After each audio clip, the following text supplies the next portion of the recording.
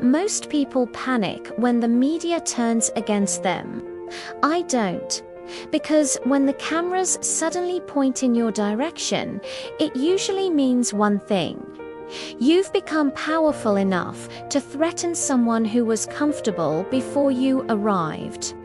When the media tries to cancel your brand, the first instinct of ordinary people is defense. They rush to apologize. They release emotional statements. They try to explain themselves to people who never planned to listen. They act as if reputation is something the media owns. But reputation has never belonged to the media. Reputation belongs to power. And power belongs to the people who understand the game. If you're here listening to this, you're not building something small. Small businesses do not get cancelled. Small voices are ignored. Small brands never appear on headlines. The media does not spend energy attacking people who are irrelevant.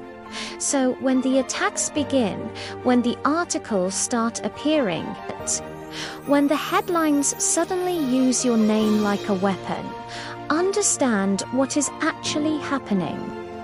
You have entered the arena, and the arena is where empires are built. If you're someone who studies power, strategy, and long-term wealth creation, this channel will feel familiar to you. Most people consume noise.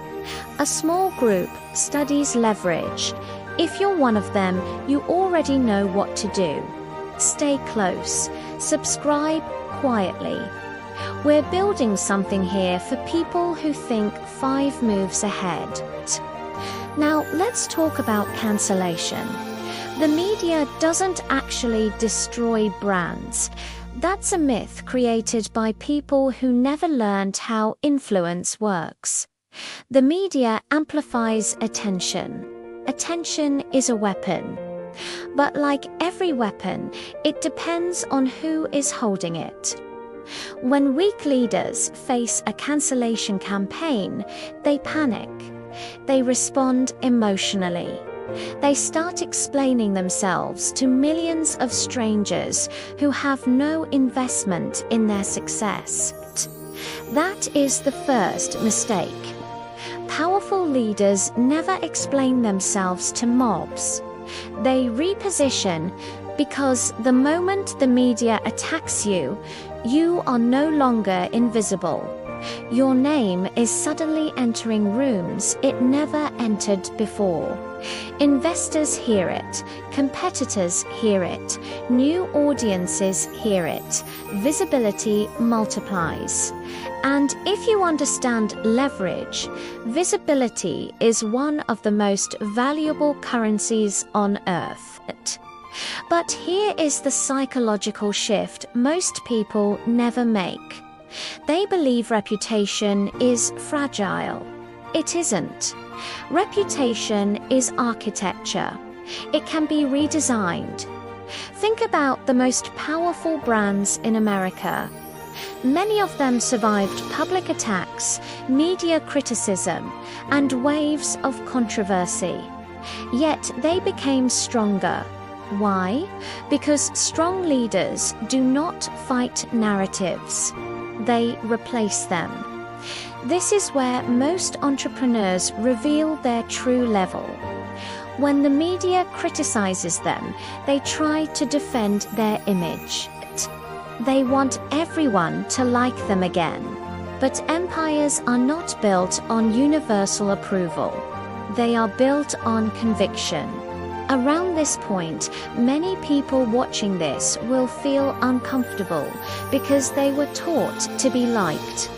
They were trained to avoid criticism. They built their identity around external approval. That mindset works in school. It works in corporate jobs. It does not work in empire building. If you want to operate at the highest levels of influence, you must accept something most people never accept. Visibility attracts opposition. The bigger the stage, the louder the critics. And the moment you stop fearing criticism, something very interesting happens. You become difficult to control. That moment is the real graduation from entrepreneur to power builder, because now you understand the truth about cancellation. Cancellation only works on people who need permission to exist, but empire builders never ask permission. They create gravity. When a media storm begins around your brand, the strategic response is not panic. It is positioning. Step back, study the narrative, identify what the public is being told about you. Then ask one question. Is this narrative small, or can it be reframed into something bigger? Great leaders understand narrative engineering. A criticism can become proof of disruption. An attack can become evidence of influence. Opposition can signal that you are challenging an old system that never expected competition. This is why the most powerful founders rarely react immediately. Silence creates tension, and tension creates curiosity. While critics argue, audiences observe, and observers are where your future customers live. This is the part most people completely misunderstand. A cancellation attempt divides attention. One side criticizes, another side becomes curious. Curiosity is where new supporters appear. The goal is not to convince everyone. That is impossible.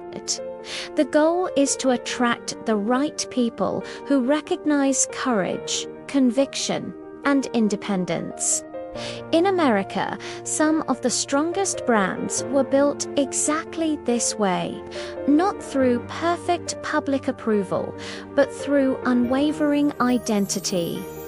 People respect leaders who refuse to bend under pressure, especially in a world where most people collapse under it. Now, let me challenge you with a perspective that will separate builders from spectators. If your brand can be destroyed by criticism, it was never strong enough to become an empire. Real brands are ecosystems. They have loyal communities. They have customers who believe in the mission. They have audiences who see something bigger than headlines. The media cannot erase belief, and belief is the real engine behind powerful companies. So, when the storm arrives, your job is not emotional defense. Your job is strategic expansion. Strengthen your message. Clarify your mission. Speak directly to the people who understand what you are building. Ignore the noise. Noise is temporary. Vision is permanent. And while critics spend their time reacting to headlines, you spend your time building infrastructure. Products improve. Teams grow. Distribution expands. Because the ultimate response to public criticism is not a statement, it is progress. Progress confuses critics. They expect weakness. Instead, they see momentum. And momentum is terrifying to people who wanted you to disappear. At some point during this process, something interesting begins to happen. The narrative shifts. People who never heard of you before start researching your brand. They listen to your interviews. They study your work. Some of them become supporters. Some become customers. Some become allies. This is how visibility converts into influence. quietly, gradually, strategically. And if you're serious about building something powerful, something that lasts beyond trends, comment empire below. Not for me, for yourself. Because building an empire begins with a mindset shift, a refusal to live small, a decision to operate with vision instead of fear. And when you make that decision, you start seeing the world differently. Criticism becomes data, opposition becomes confirmation, and pressure becomes proof that you are operating in a space that matters. If this message resonates with someone in your circle, someone who thinks bigger than average, send this to them. Real builders are rare, but when they find each other, momentum accelerates. The truth is, the media does not decide which brands survive. Time does. And time always favors the people who keep building while everyone else keeps talking.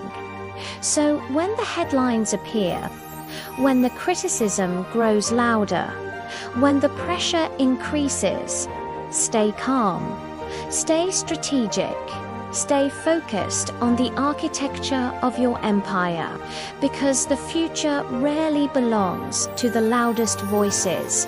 It belongs to the most disciplined builders. And somewhere out there right now, someone is trying to cancel the very thing that will eventually become unstoppable. What they don't understand yet is that pressure does not destroy empires. It reveals them. And the next level of your power begins the moment you stop fearing the spotlight and start learning how to control it.